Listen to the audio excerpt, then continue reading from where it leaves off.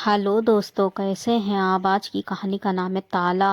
Mummy जी, आप फिर रसोई में आ गईं। अब क्या रह गया। मैंने पापा जी का खाना भी कायदे से निकाल दिया है। संगीता ने चिनचिनाते हुए अपनी सास कौशल्या जी से कहा, जो कि अपने पति रमेश जी को खाना देने के बाद तुरंत रसोई में लौट आई थी।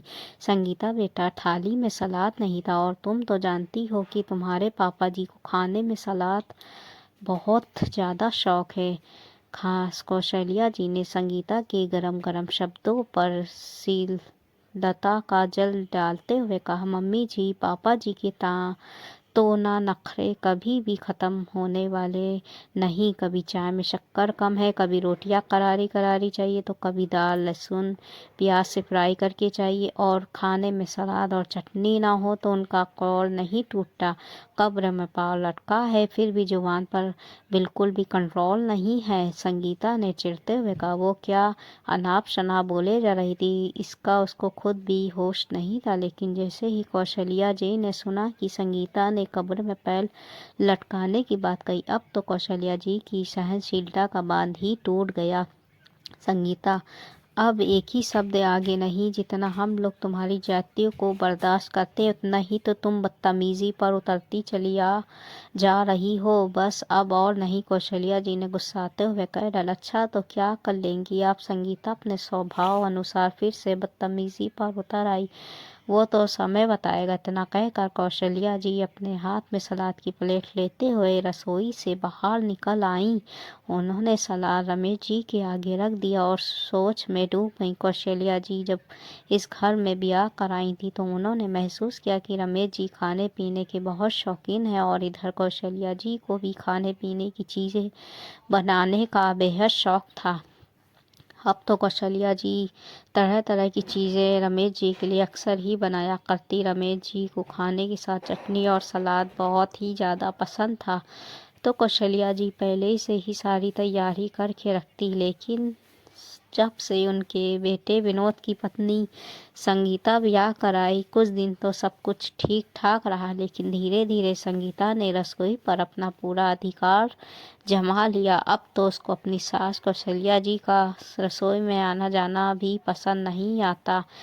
कौशल्या जी को कसक रहती कि वो रमेश जी के लिए अपने हाथों से कुछ बनाए, लेकिन संगीता उनको ये कहकर रसोई से बाहर का रास्ता दिखा देती कि बुढ़ापे में ज़्यादा शौकीनी नहीं करनी चाहिए। पर कौशल्या जी फिर भी रमेश जी के लिए जहाँ तक बन पड़ता वहाँ तक तो वो कर ही देती, लेकिन उसके आगे इसलिए चुप रह जाती कि घर में बेकार के कले कलेश ना हो।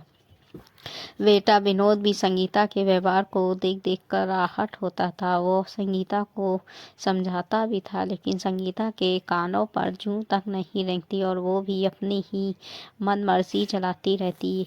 पर आज तो संगीता ने बिल्कुल हद ही कर दी थी। के शब्दों ने कौशल्या जी के कलेजे में एक खंजर सा भोंक दिया था। थोड़ी देर में संगीता रसोई का काम निपटा कर अपने कमरे में चली गई, लेकिन शाम को जब चाय बनाने का समय आया तो वो कमरे से बाहर निकल कर आई तो देखा कि रसोई के दरवाजे पर ताला लगा हुआ है और कौशल्या जी और रमेश जी बैठे बैठे चाय पी रहे हैं। संगीता की निगाहें एकदम से तिरछी हो गई। मम्मी जी, ये रसोई के दरवाजे पर ताला क्यों लगा हुआ है, और आपने आज चाय खुद क्यों बनाई। मैं तो बस आ रही थी, वर्षा ने कौशल्या जी को छिड़कते हुए कहा। वर्षा, ये रसोई मेरी है। मैंने इसका एक एक सामान बड़े अरमानों से सजोया है, और मैं अपने पति को सब चीज़ें उनकी पसंद के अनुसार ही खिलाना चाहती हूँ, और इसमें तुम्हें आपत्ति होती है, इसलिए अब तुम अपनी रसोई कहीं और बना लो। इस रसोई पर तो मेरा ही अधिकार रहेगा। ये कहकर कौशल्या जी फिर से चाय का घूंट भरने लगी। मम्मी जी, ये कौन सी बात हुई आपकी। भला मैं कहाँ रसोई बनाऊंगी अपनी। अब तो संगीता की हालत ही खराब हो गई। ले देकर दो कमरों का घर था और दूसरी रसोई बनने की कहीं भी जगह नहीं थी। मैं कुछ भी नहीं जानती, तुम्हारी बहुत सी जातियों को सह लिया मैंने, लेकिन अब नहीं सहूंगी। आखिर हम लोगों के भी अपने शौक हैं। अब अगर मेरे पति खाने पीने की शौकीन है तो मैं सक्षम होते हुए भी उनके शौक पूरे क्यों ना करूं? कौशल्या जी ने दो टूक जवाब देते हुए कहा। पापा जी आप ही समझाएं ना मम्मी जी को, ये इतनी बड़ी गलती क्यों कर रही? संगीता ने रमेश जी की और देखकर चिरौरी करते हुए कहा। मैं क्या ही बोलूं, मेरे ख्याल से कौशल्या बिल्कुल सही कर रही है, रमेश जी ने कुछ सोचते हुए कहा, क्योंकि संगीता के उल्टे सीधे शब्द अक्सर उनके कानों पे भी पड़ ही जाते थे। ठीक है, आने दीजिए विनोद को, तभी बात होगी। संगीता तिल मिलाते हुए अपने कमरे में चली गई और थोड़ी ही देर बाद जब विनोद ऑफिस से वापस आया, मम्मी कोई खास बात है क्या? रसोई में ताला लगा हुआ है, विनोद ने आश्चर्य से पूछा। तुरंत ही संगीता भी विनोद की आवाज़ सुनकर बाहर आ गई। वही तो विनोद, आज पता नहीं मम्मी जी को क्या हुआ कि रसोई में ताला लगा दिया है, संगीता ने भोली सी सूरत बनाते हुए कहा। हाँ विनोद बेटा, रसोई में ताले की खास वजह है, पानी अब सिर के ऊपर जा रहा है। और कौशल्या जी ने दोपहर की सारी घटना सिलसिलावार बता दी।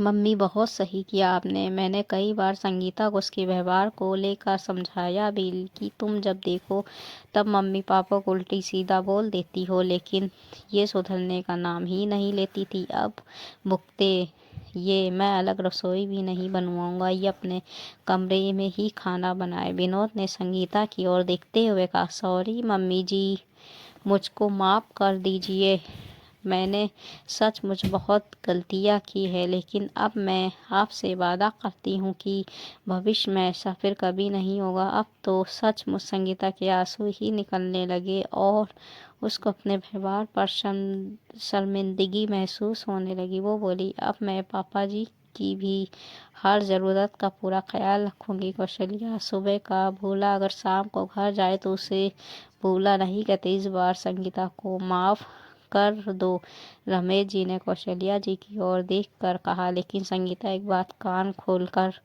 सुन लो, आगे से कभी भी पापा जी के खाने पीने को लेकर तुम टोकोगी नहीं और ना ही उल्टे सीधे शब्द बोलोगी। आज तो खैर मैं इनकी बात मान ले रही हूँ, लेकिन भविष्य में मैं किसी की भी नहीं सुनूंगी। कौशल्या जी ने रसोई की चाबी संगीता को देते हुए कहा। संगीता को सबक मिल गया था, बड़े बुजुर्गों को उल्टा सीधा बोलने का परिणाम बहुत ही गलत होता है। दोस्तों ये थी हिंदी कहानियाँ। हिंदी कहानी आपको पसंद हो तो हिंदी कहानियों को लाइक शेयर सब्सक्राइब जरूर कर दीजिएगा। कल फिर मिलेंगे एक नई हिंदी कहानियों के साथ, तब तक की दुआओं में याद रखिएगा।